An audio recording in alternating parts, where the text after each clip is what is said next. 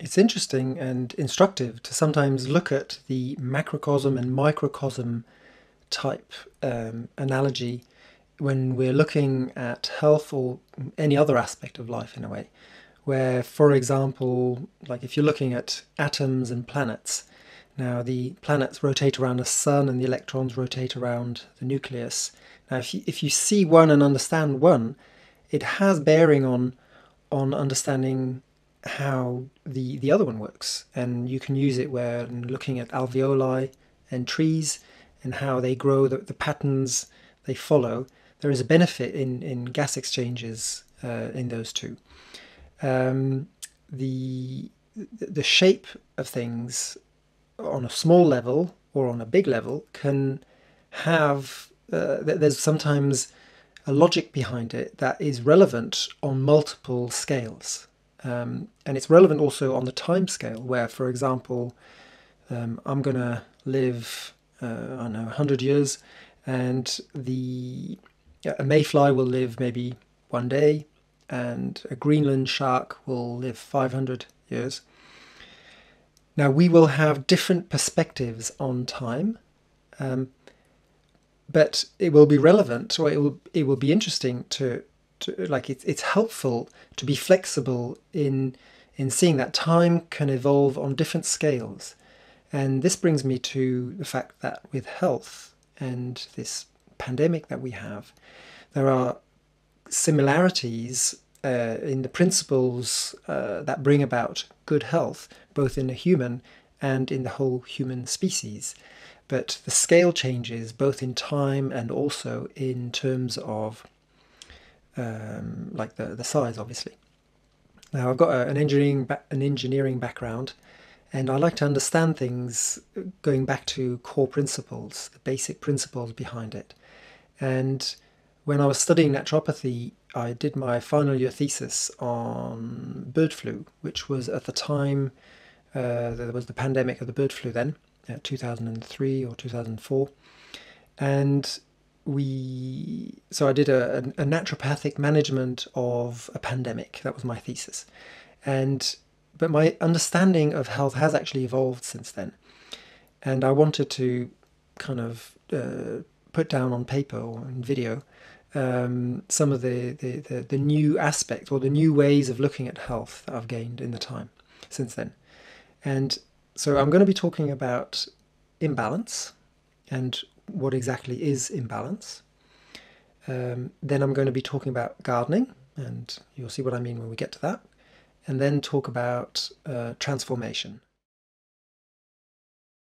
With imbalance, so there's three types of imbalance. There's depository, wasting away, and malignant.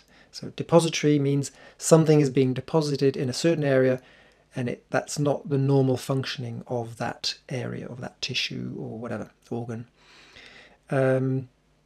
Wasting away is where something is being taken away from a particular area where it shouldn't be taken away. And when I say shouldn't, meaning if your objective is to have balance. And then there's malignant, which is something is being encapsulated and it's taking from its environment and it's excreting back into that environment, damaging the functioning of that environment. So in cancer, for example, you'll have a group of cells doing their own thing, disconnected. They're not interested in the well-being of the whole, but what they're doing is they're encapsulating themselves, drawing resources from the surrounding tissue or organ, and it's excreting toxins or waste material back into that tissue, and it's affecting the functioning of that. Now, we can look at that from a health point of view, but we can look at it from any point of view, from any level. So if you look at in society, for example, the mafia is an encapsulated organization where the members hide themselves away from the society. They draw resources or they take resources from that society and they damage that society in the process. They will excrete waste material, or they will their activities will damage the functioning, and overall they could actually just damage everything and themselves in the process in the long term. But so and with depository, so if you look at the leading causes of death in our Western society, which is cardiovascular illnesses and cancer. Now, cardiovascular is very often to do with a depositing of a substance or material in the blood vessels and altering the correct functioning of those blood vessels. If we look at our society, there's a lot of things that are very depository in nature going on, more so than before. We have a society where there is a tremendous amount of food being eaten compared to ever before. The level of obesity is going up, both adult and childhood obesity is increasing. And there's actually a lack of nutrition as well. So the calories are going up, but not the quality of the food is actually going down. But that's another topic.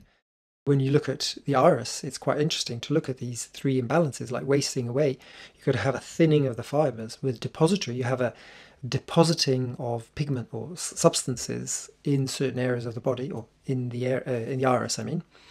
And malignant is where you have a distortion in the fibers, where you have crypt and lacuna. Now, I'm jumping from different levels, different scales, so we can look at health and society, nature. What I'm trying to get at is it's the quality of deposit, and that's where I think iridology is very useful. Now, I've done the main training, like the traditional training in iridology, and I have found it useful, but I always felt that, like in the beginning, I felt there were too many situations where iridology wasn't actually helping me to try and figure out what was at the root of an issue, until I started understanding this depository, malignant, like these types of imbalances, which is ancient wisdom that comes from ancient Ayurveda or the Unani medicine.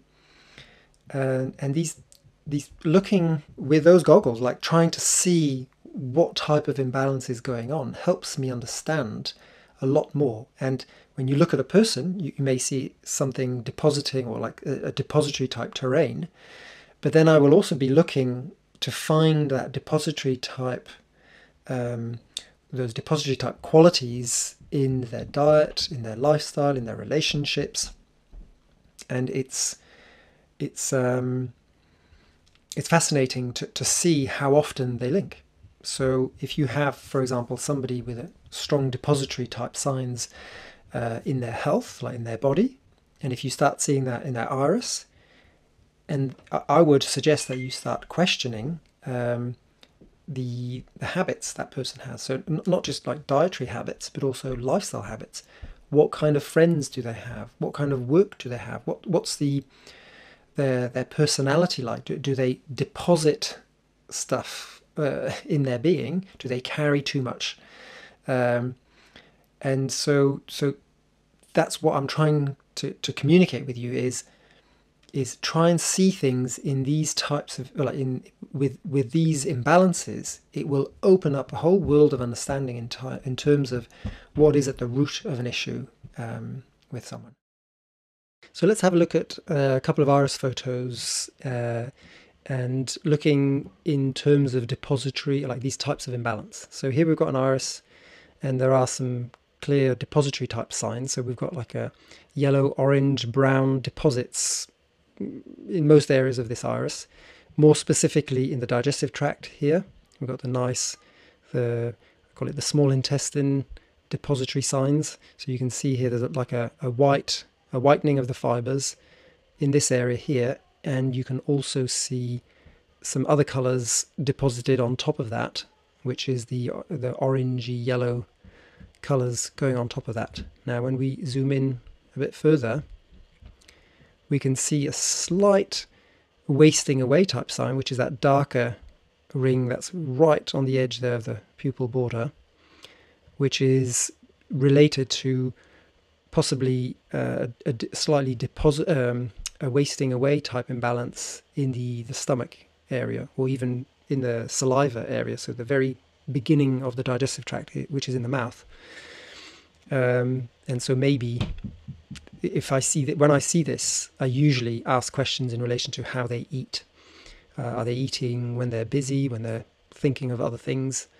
like the cephalic phase of the digestion is crucial to pay attention to when I see that. So let me zoom out again. What here, I would say there's a slight, there's quite a bit of disturbance in the fibers here, and that would point to like the malignant type imbalance. Now, I'm not saying there's cancer happening in this person. What I'm saying is there's a slight disconnection in type imbalance, but in a very mild, it doesn't seem to be very deep. When I zoom in here, it doesn't actually look like these lacunae are not, they don't seem to be that deep. There's a few small ones here that could be relevant. But so what I'm trying to say is that's how I look at an iris. So I first listen to the person's what they come up with, right, what they think is relevant in terms of their health. So what are they suffering with, or what do they think is related to their condition? And usually their subconscious will try and bring that to the surface. Not always, but so I first listen, and then I start looking at the iris photos and try and help. These help me understand the environment, the terrain that this person has come into the world with. And then I will also start looking at the environment in which they live, so their family, their work, and see what kind of imbalances you have in that environment. So is it a depository type personality? Will they accumulate toxic friends? Will they accumulate too much stuff in their life? Are they addicted to material possessions or addicted to food? So these are the types of questions I will be asking in terms of these imbalances that I've talked about.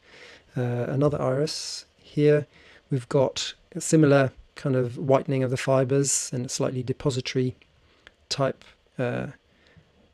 condition happening here. We've also got that white ring around the digestive tract, a little bit less visible or easy to see here, but you can see there's a nice whitish ring with a slight reddish tint to it. That's another topic. And some kind of lacuna going on here, but it seems to be on the surface. But what I'm looking at is if the person is showing depository type imbalances in their health, so what they're coming to see you for, I would look at the iris and see what is going on. Is it a very depository type eye? Well, then we do need to start to bring back balance. We need to start rebalancing trying to sort out that depository type lifestyle and behavior that is going on. Now, the iris photo is not going to delete these signs just because a person has changed their lifestyle after a couple of years. That will stay in the iris. The iris, I think, do change. They change very slowly. I've seen some before and after photos of quality where the equipment isn't changing the iris photos as opposed to the iris actually changing, but it's very slow. And so when we're talking about this time scale, like the flexibility of time, irises change over many generations, and it's a slow process. Now, my iridology teacher, who'd been teaching for many decades, he studied with Bernard Jensen, he'd seen only one silk iris in his whole career. I don't think I've ever seen a silk iris. And so I've got a feeling that it'd be very nice to kind of go into the future and in 20, 30, 40 years, now that we've got quality iridology equipment taking photos, to actually see the evolution of humanity on a larger timescale, to see if irises are becoming more depository or... So anyway, that's another topic, the evolution of humans. But I think iridology photos are like a picture in time of how that person came into this world, and that person will slowly be adding to that in their lifetime and pass it on to the next generation. In our society, there's a lot of depository type activity that has become normal. So people live in an environment where depository behavior is actually normal. People's houses are getting bigger. People are renting more and more storage space. That's exponentially growing.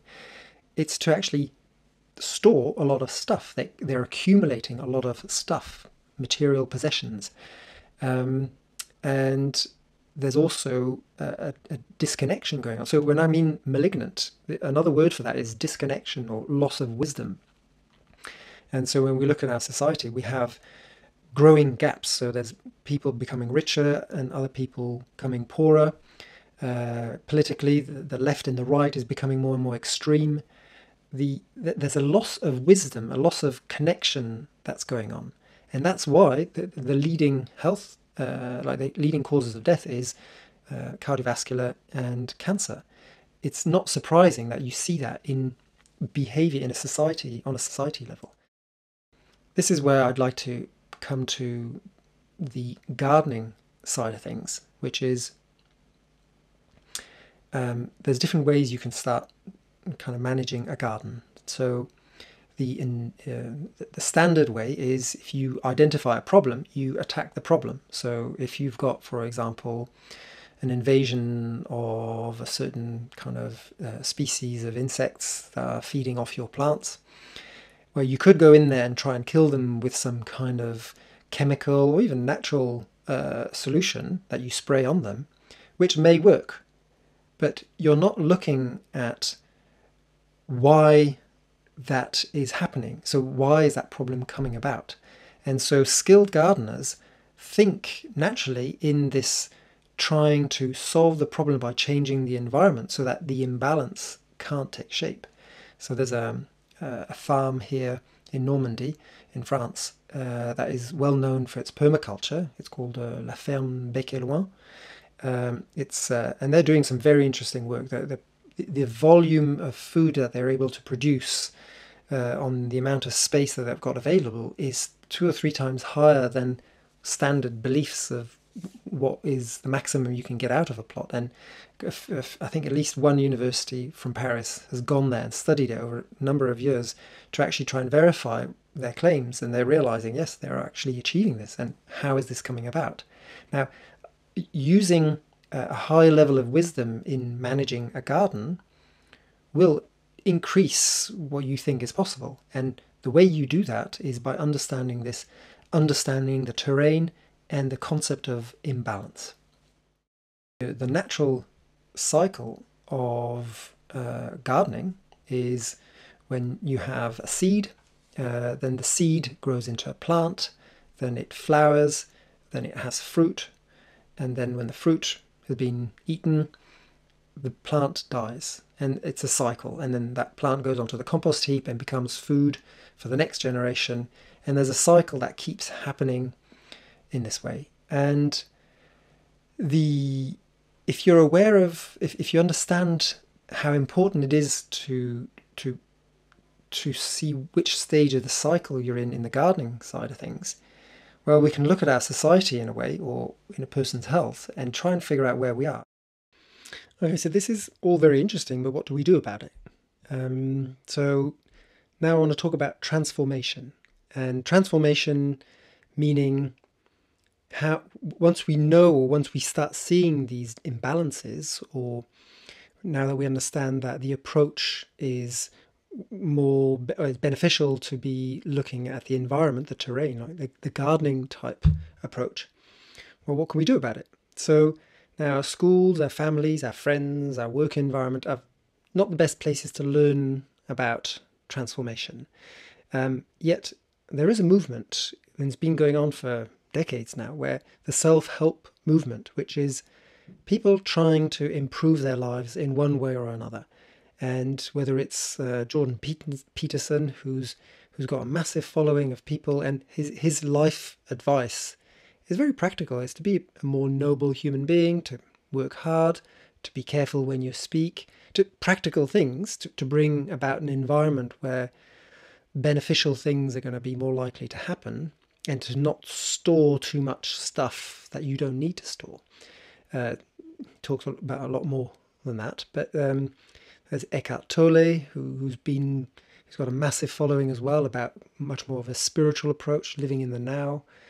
And we don't hear a lot about this kind of stuff in the news because it's not bad news, it's good news. And I do feel that there is a lot going on in that environment. And And even on a day-to-day basis, I'm starting to see quite a lot of people having real moments where they're going deep, helping people in a deep way, not just living on the surface, but actually making or assisting in the transformation, real transformation for people. And I think it's in India, but there's an expression which is real change only happens through blind terror or pure love. It's in those extremes where you're forced to. It's the only time in your life where you'll make real changes, like profound changes to who you are and to your life choices, will come kind of from the extreme positive or the extreme negative. So ill health is an amazing opportunity, especially serious ill health is an amazing opportunity to assist the person into actually transforming something. And we have to be careful with when we're helping people, are we actually helping a person? So if the only advice you're going to give somebody is some dietary advice and some do some more exercise, and that's it, you may be missing an opportunity to help that person transform something much more deeper in their life. And I do find that the most effective results, or the biggest transformation in terms of health, come only through a deep change on another level. Any of you who've actually helped people with serious cancer cases where the person actually healed themselves from their cancer, I bet you they actually went through a big change in their life on one level or another, whether it's like a personal or professionally, but usually it goes deep into the person. It hits their core, and that's where I think anybody who's coming to see you with a health problem, this is an opportunity to be deeply transformative or assist in that process.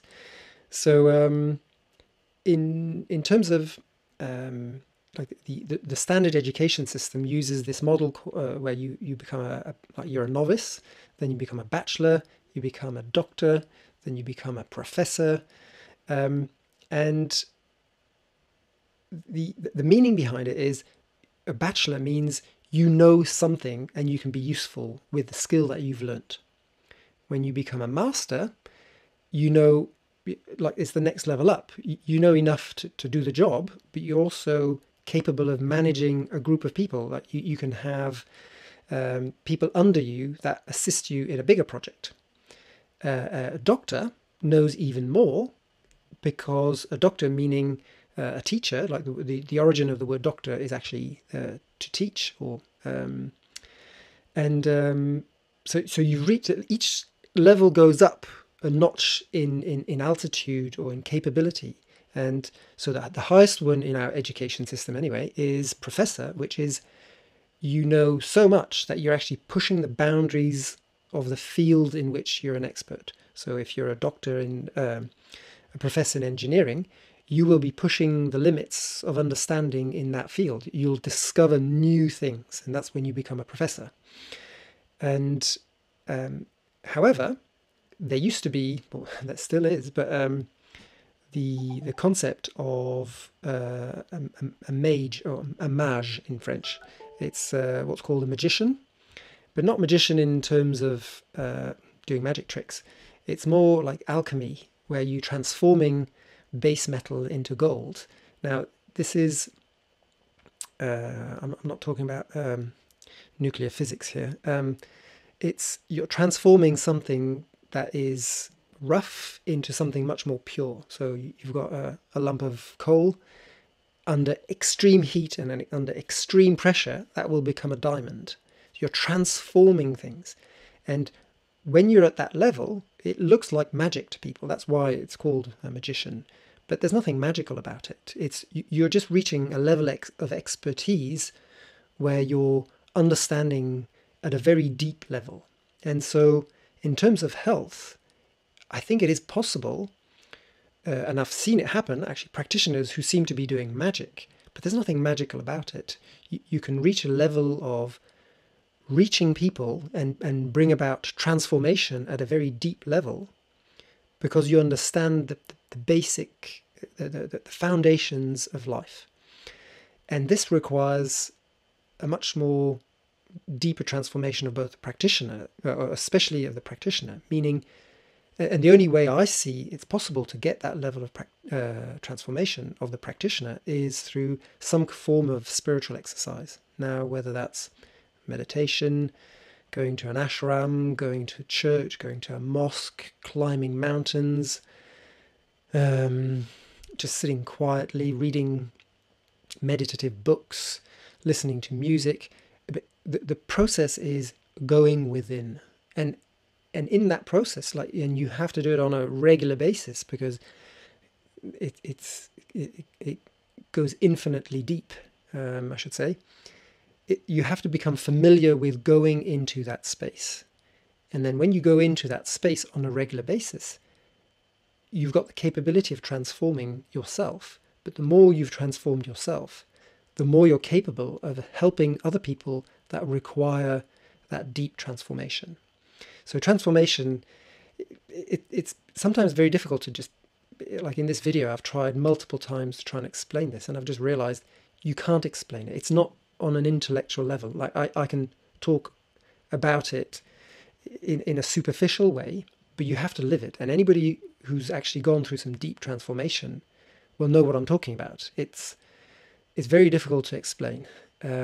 But I still think it's important as health practitioners, holistic health practitioners, to be aware that you kind of need to have that element to heal, and to help other people heal. So heal yourself, but to assist in the healing with others. So this brings me to an example. Recently I helped a family who had the virus. And it was quite an intense few months for them. Now, first the younger children caught it. They probably caught it at school, and then they brought it home.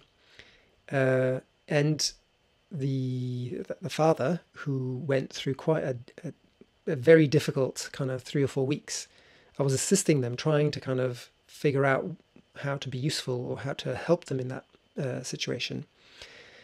And it became clear towards the end that what was going on was that this illness was, in a strange way, a gift, because it was forcing them to transform everything about their lives.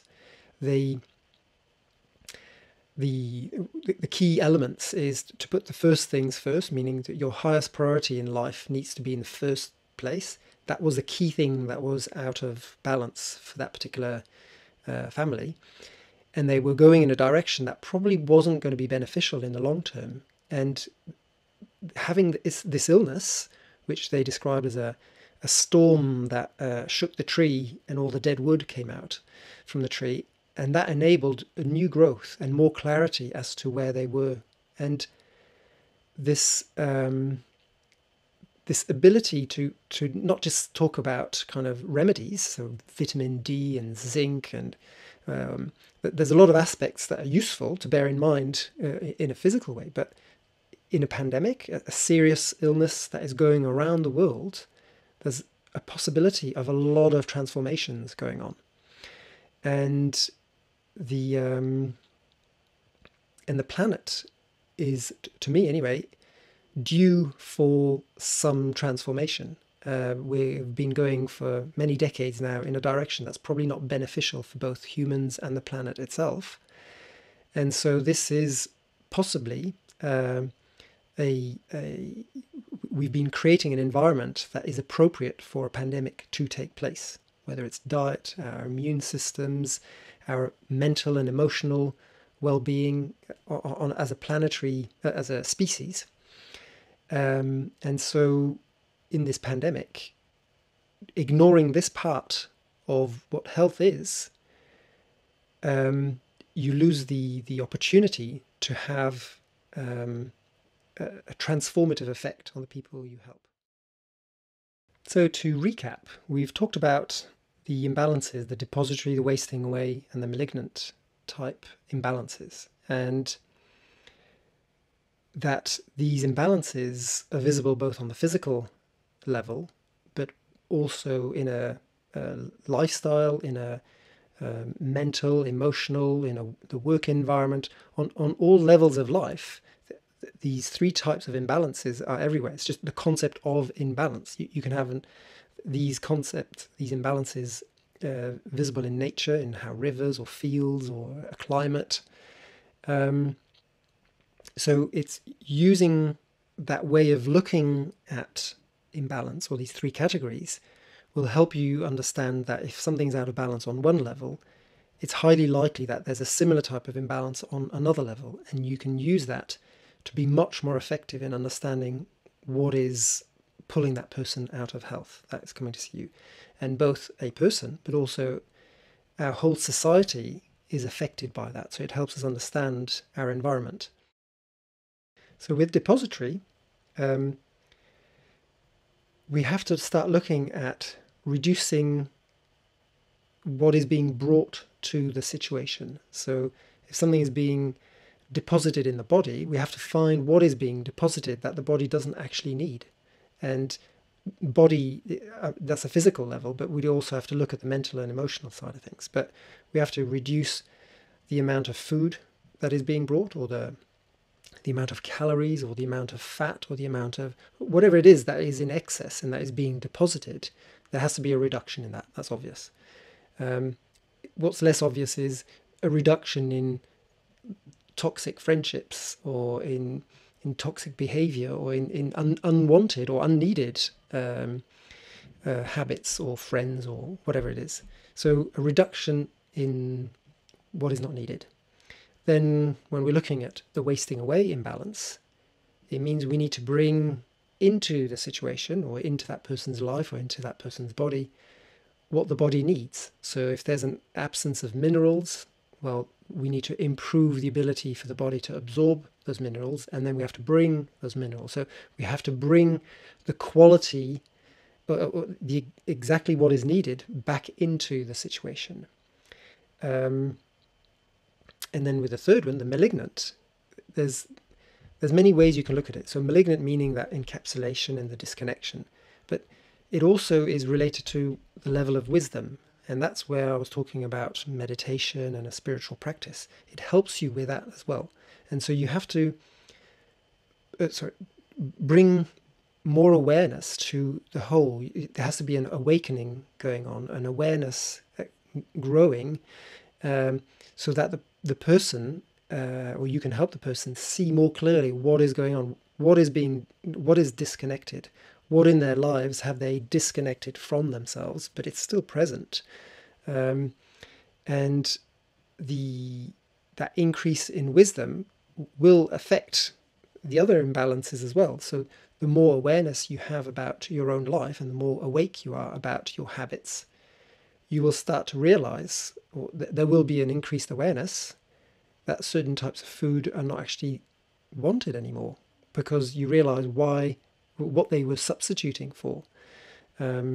Just as a side note, in India, or in Ayurveda, the concept of fat is linked to love.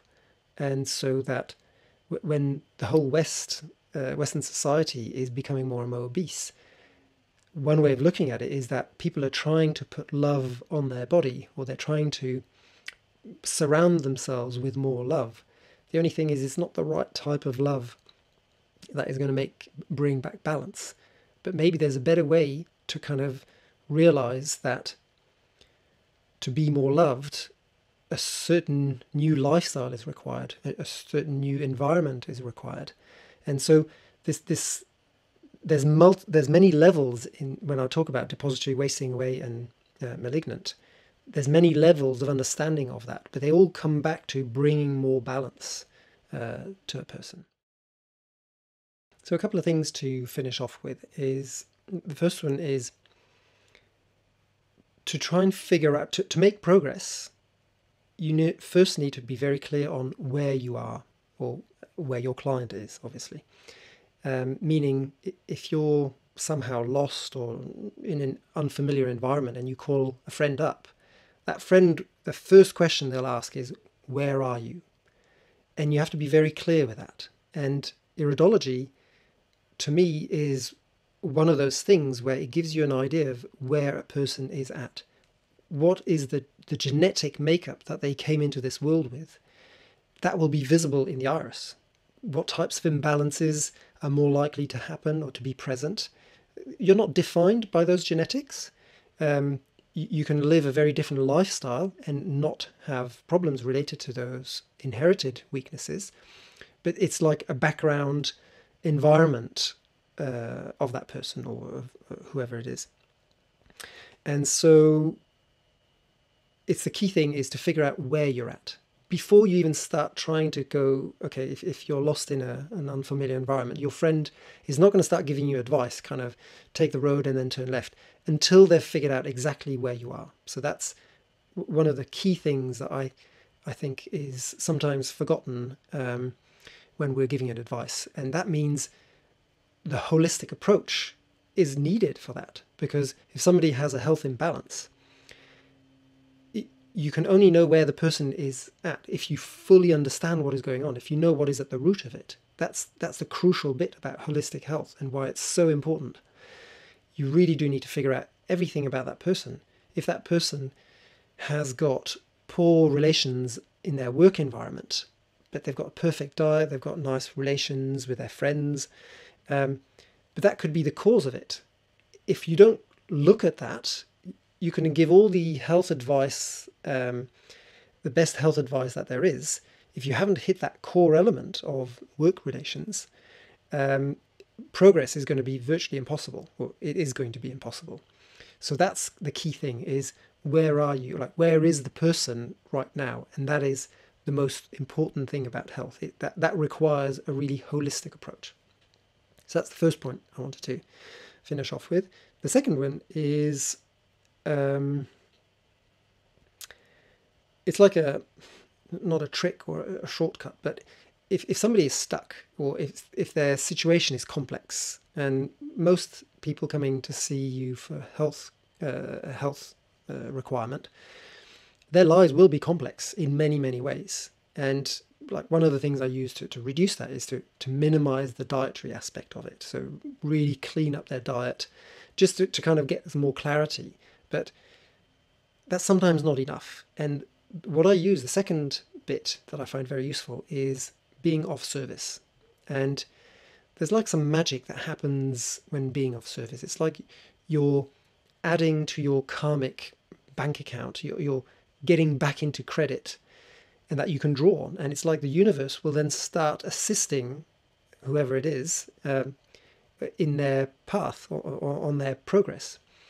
And so yeah, encouraging people to meditate, to kind of try and go deep within and understand what is going on, but to also look in their environment and who can they be helpful with.